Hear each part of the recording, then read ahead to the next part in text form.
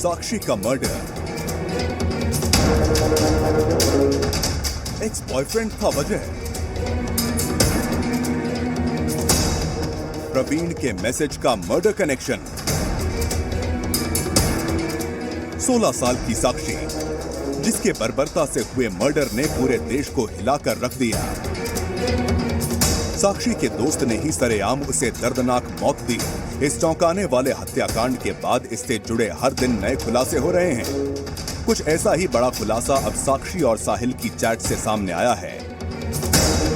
साहिल खान, जिसके साथ साक्षी पिछले 2 साल से रिलेशनशिप में थी, ये उसी के साथ साक्षी के चैट हैं जो उसने इंस्टाग्राम पर की थी।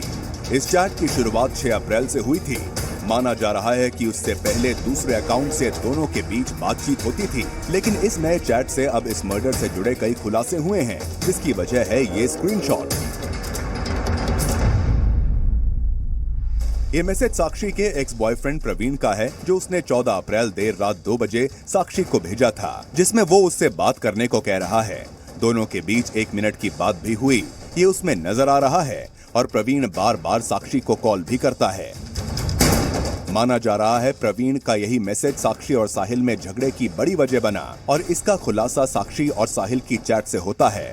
15 अप्रैल सुबह 6:44 पर साक्षी ने प्रवीण के इसी मैसेज का स्क्रीनशॉट साहिल को भेजा और लिखा कि ये देख और कुछ मत बोलियो, अभी इसे भी कुछ नहीं कहना, अब क्या दिक्कत है तुझे, कॉल कर लियो मेरे पास।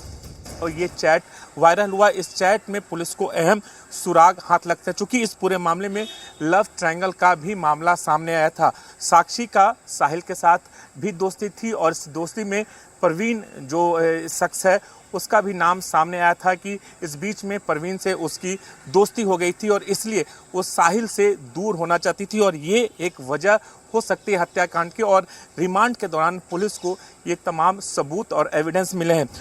पुलिस के मुताबिक साक्षी साहिल के साथ रिलेशनशिप में थी, और साहिल को उसकी प्रवीण से दोबारा दोस्ती पसंद नहीं थी। यही वजह है कि वो प्रवीण को लेकर साक्षी से लगातार झगड़ता था, जिसके बाद साक्षी ने अपनी सफाई में ये मैसेज साहिल को भेजा।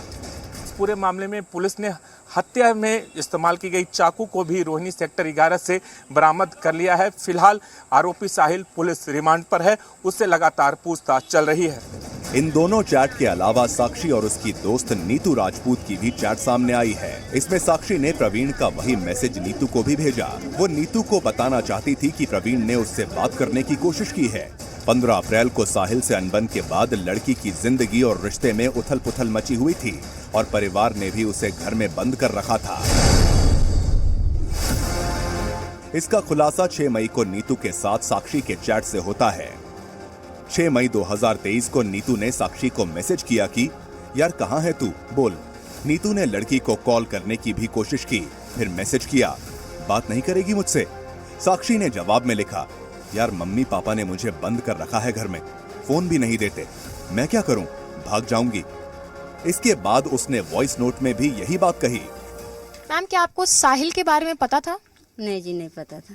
ऐसे बहुत सारे वीडियो चैट्स वगैरह सब सामने आ रहे हैं, जिसमें साक्षी ने इस बात को बताया था कि आप लोगों को पता चल गया है, जिसकी वजह से आप लोगों ने जो है उसको घर वगैरह में भी बंद किया है। नहीं जी, ऐसा कुछ नहीं। तो वो वीडियो और चैट के बारे में क्या कहना है? वो मतलब वो अपनी खुद बनाती थी, जो पता नहीं क्या कहते हैं, शेयर करते हैं, वीडियो ऐसे बना के शेयर करती थी।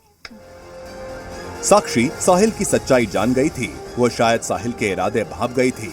वो जान गई थी कि साहिल किस मानसिकता और किस फितरत का है, इसीलिए वो साहिल से दूर रहने लगी थी। साक्षी का दूर जाना साहिल को बर्दाश्त नहीं था। वो उसे परेशान करने लगा था, डराने धमकाने लगा था, जिससे वो परेशान रहती थी। इंस्टाग्राम पे हाय हेलो का मैसेज आया था, तो मैंने भी हाय हेलो भेजा। चैटिंग भी पड़ी होंगी मेरे पे, तो मैंने बोला कुछ बात हुई थी शायद, देख के बता देता हूँ, मैं बाद में बता दूँगा। तो वैसे ही इंस्टाग्राम पे हाय हेलो हुआ था, बातचीत हुई थी हमारी, धीरे धीरे होने लग गई। फिर उन्होंने बोला मेरे को मिलना है तुमसे। मैंने कहा आ जाओ।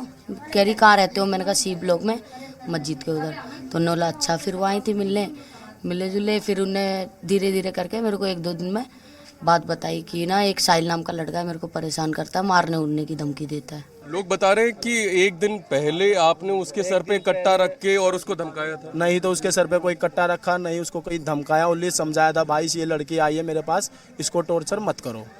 उन्होंने मेरे को कोई जवाब नहीं दिया, उस लड़की को कोई जवाब नहीं दिया। 15-17 लड़के वहाँ पे खड़े थे, तो फिर हम वहाँ से आ गए थे। इसके पहले साक्षी का साहिल को भेजा ऑडियो नोट भी सामने आया था, जिसमें उसने साहिल को बदमाश बताया था।